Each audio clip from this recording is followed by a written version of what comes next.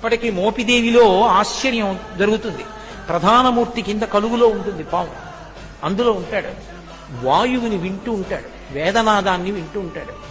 మంత్రాలు చదివేటప్పుడు దోషం ఎక్కువ వచ్చిందనుకోండి, స్వరంలో దోషం, కోపం వచ్చేస్తుంది. ఎవరిని ఏం చేయడు, కోపం వచ్చి అలుగుతాడు. అలిగి కలుగులోంచి బయటికి వచ్చేస్తాడు. బయటికి వచ్చేసి ఎదురుకుంటే తొట్టు ఉంటుంది, అందులోకి పోయి పడుకుంటాడు. నేను లోపల ఉండనంటాడు. నాదం తప్పు వస్తోంది, స్వరం తప్పు వస్తోంది, నేను విన్నా మంత్రం అంటాడు. అప్పుడు వచ్చి మళ్ళీ స్వరంతో చదువుతారు మంత్రం. చదివి తప్పు అయిపోయిందయా, క్షమించు, నీ యథాస్థానాన్ని చేరమని అడుగుతారు. అప్పుడు ఒకసారి మళ్ళీ ఆ బుట్టలోంచి పైకి లేచి మళ్ళీ వెళ్ళిపోతాడు. అందరూ చూస్తుండగా జరుగుతుంది మోపిదేవిలో. నేను అబద్ధం చెప్పాను అనుకుంటున్నారేమో, మీరు కావాలంటే అర్చకుల్ని వెళ్ళి అడగండి. కిందే ఉంటుంది కలుగు, అందులోనే పడుకుని ఉంటాడు. అందరూ చూస్తుండగా బయటకు వస్తాడు. స్వరం తప్పినా, అనాచారం ఎక్కువైపోయినా బయటకు వచ్చేసి అలకపాన్ పెక్కి పడుకుంటాడు. మళ్ళీ వెళ్ళి వేదం స్వరంతో చెప్తే లోపలికి వెళ్ళిపోతాడు.